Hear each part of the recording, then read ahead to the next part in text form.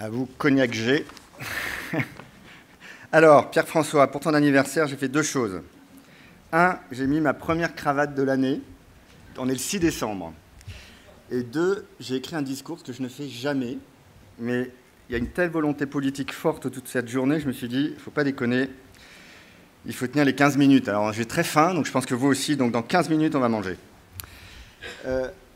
Oui, non, c'est vrai que j'ai l'habitude de me balader en plus. J'assistais avec, je dois dire, un certain recul et beaucoup de sourires à la deuxième table ronde. Et c'était drôle de voir à quel point on se connaît bien. Il y avait Emmanuel de Panoply, dont je suis actionnaire à titre privé. Il y avait Uriel et Guillaume du CIF français et de Maison Standard, dont on est actionnaire via Experience Capital. Il y avait Elisabeth des Galeries Lafayette, qui est quand même un de nos plus grands partenaires depuis si longtemps. Et puis il y avait aussi Nicolas Santiveille, que j'aime beaucoup, qui était là en tant qu'à la fois opérationnel et expert de ces nouveaux modèles financiers. Nicolas, avec qui j'ai co-investi dans Horace, qui est un site internet de cosmétiques masculines.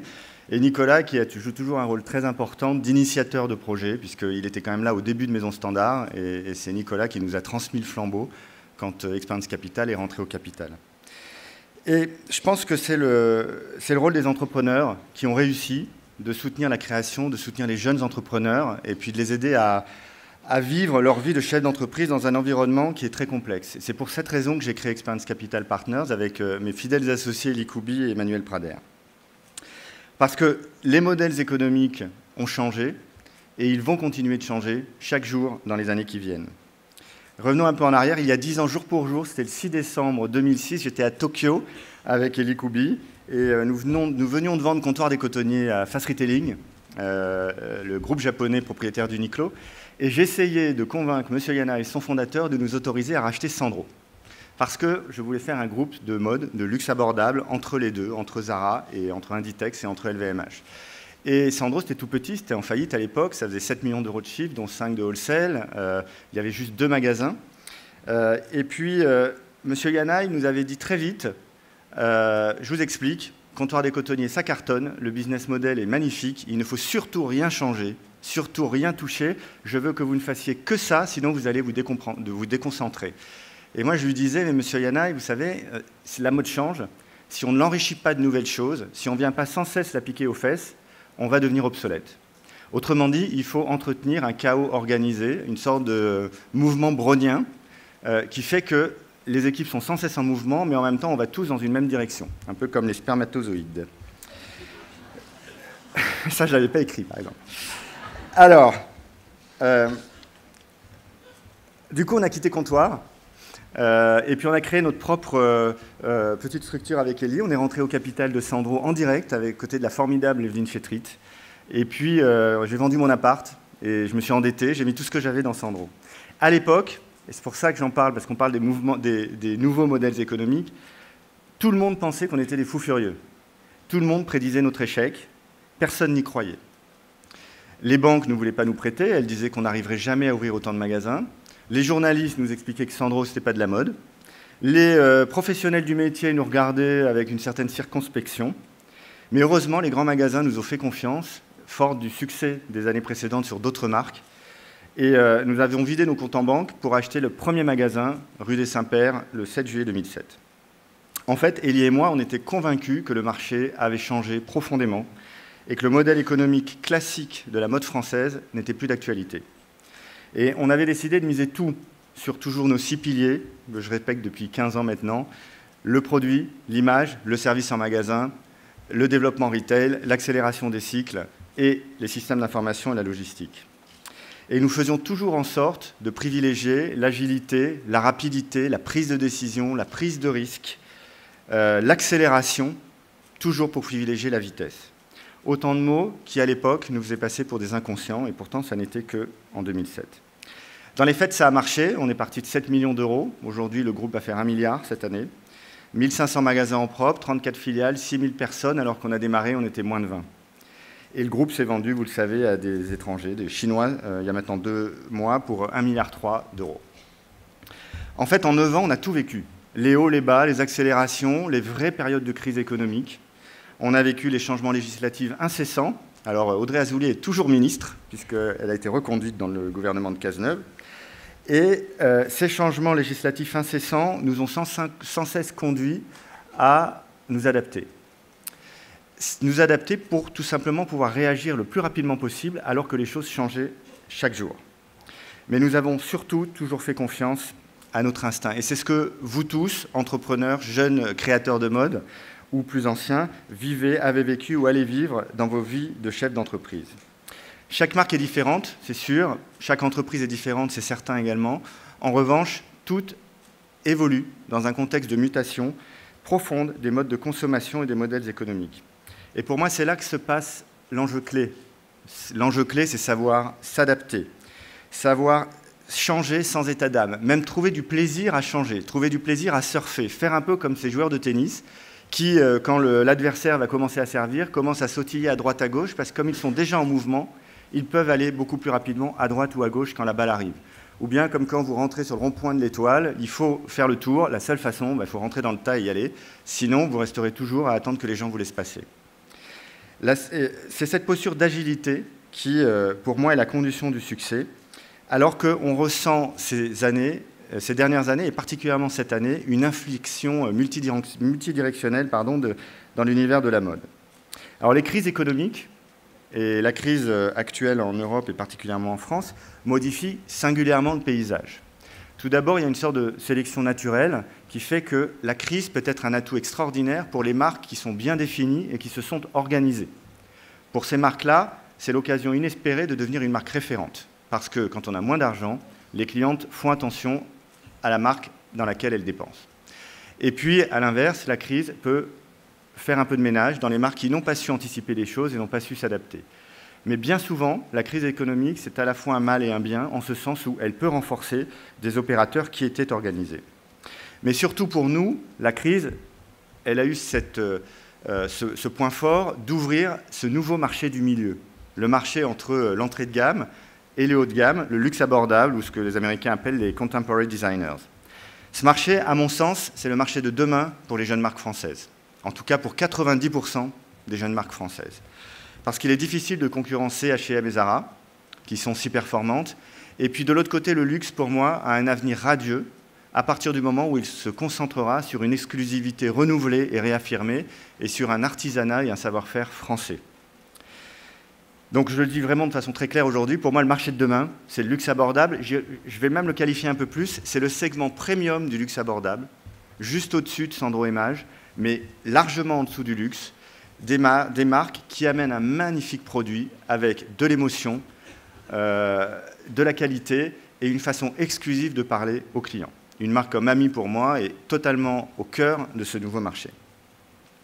Ce marché va continuer à se renforcer et les modèles économiques vont s'y adapter du fait de 5 ruptures fondamentales des dernières années, dont 3 qui sont actuellement en cours, qui elles-mêmes sont portées par une énorme rupture de génération. On a beaucoup parlé de nouveaux entrepreneurs, mais jamais on a senti un tel vivier d'entrepreneurs en France. Le premier changement, c'est il y a 10 ans.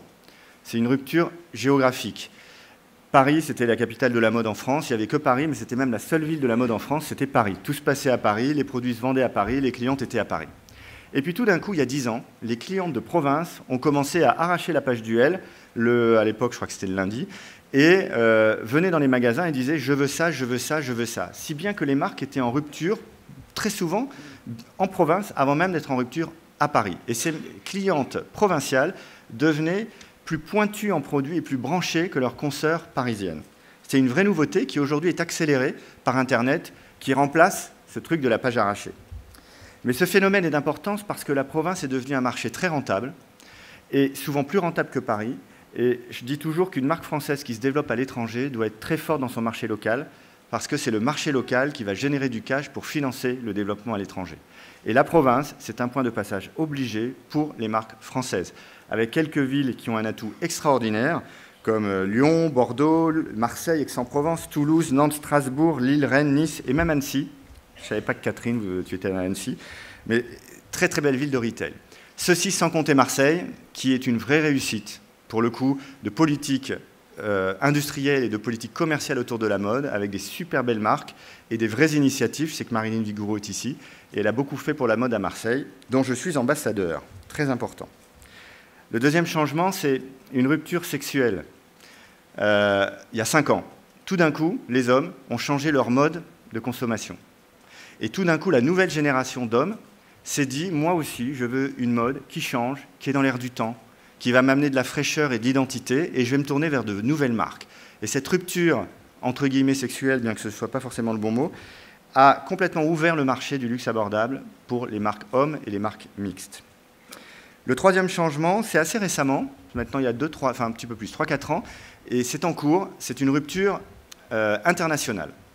Il faut qu'on soit fier, le luxe abordable, c'est parti de Paris.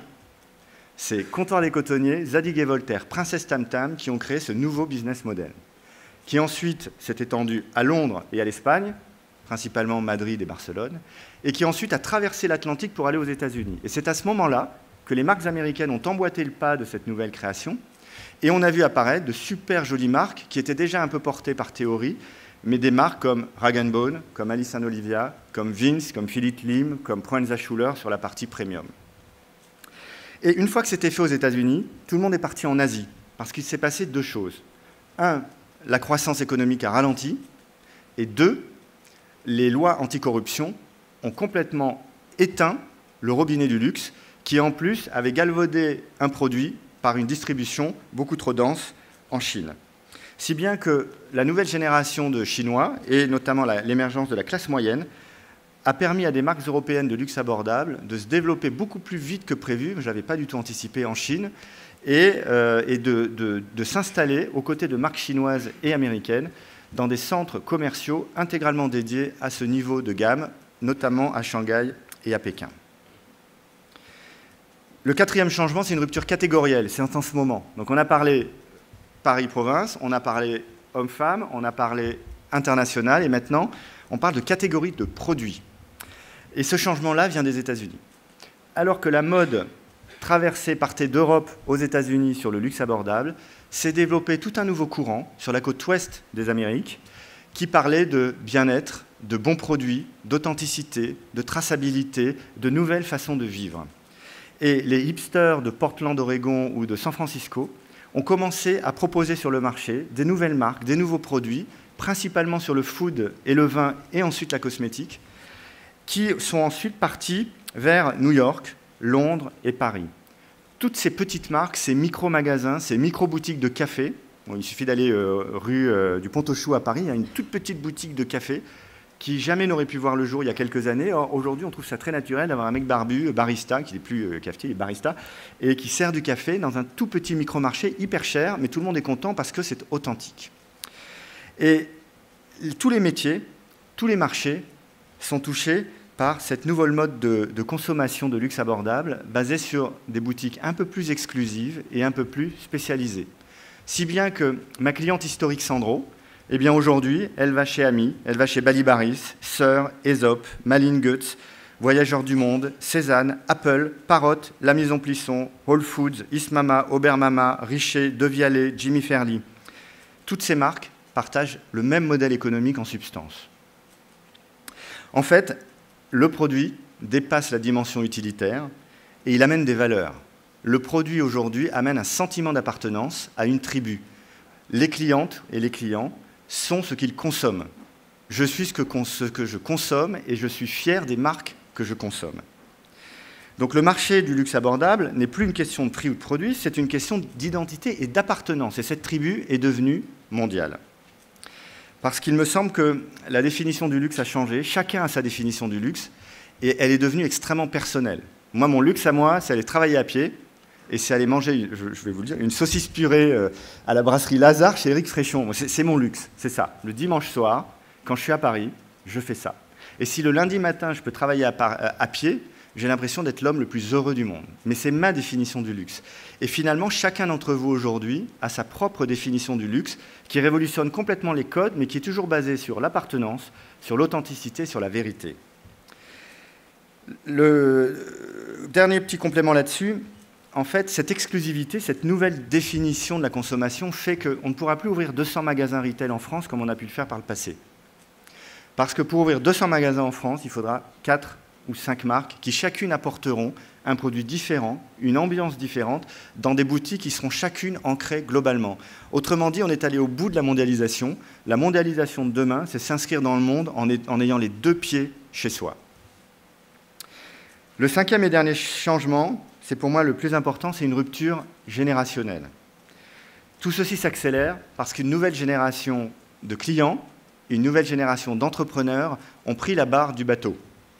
Regardez vos enfants, c'est impressionnant, ils découvrent la mode à travers Internet, et je crois qu'aujourd'hui, plus ou moins 75% des actes d'achat en boutique physique ont été anticipés d'une recherche online. Donc je ne vais pas m'étendre là-dessus, parce que je ne suis pas le plus compétent.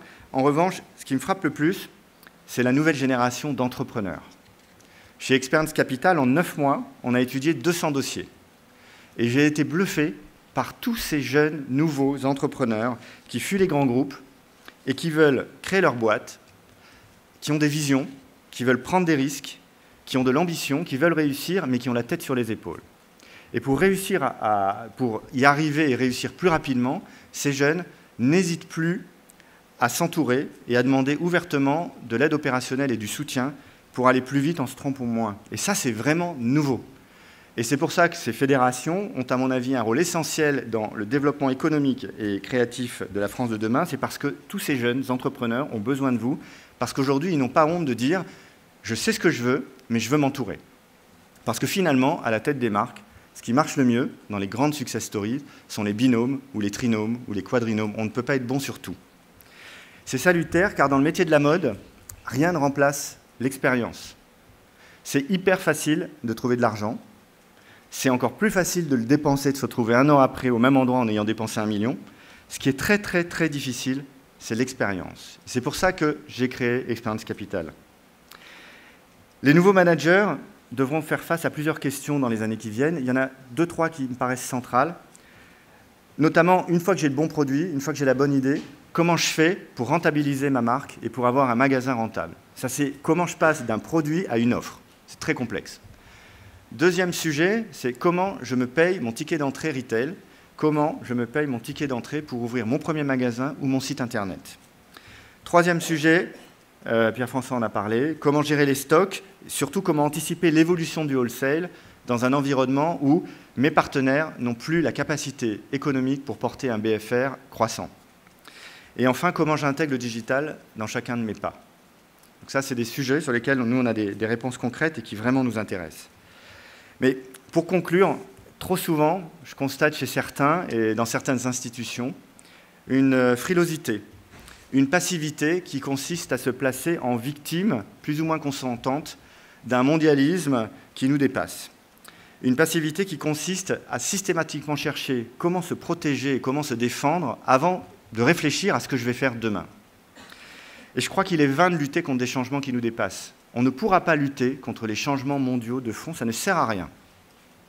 En revanche, l'enjeu est de se mettre en mouvement pour accompagner ce changement. Je ne sais pas si vous faites du cheval, vous êtes au galop sur le cheval, si vous essayez de résister, vous tombez. Si vous accompagnez le mouvement du cheval, c'est plus facile. C'est pareil, il faut apprendre à surfer sur les vagues, il faut apprendre à surfer sur ce changement, voire même à prendre du plaisir et à se mettre en mouvement. Parce que, de toute façon, les modes économiques vont continuer de changer tous les jours.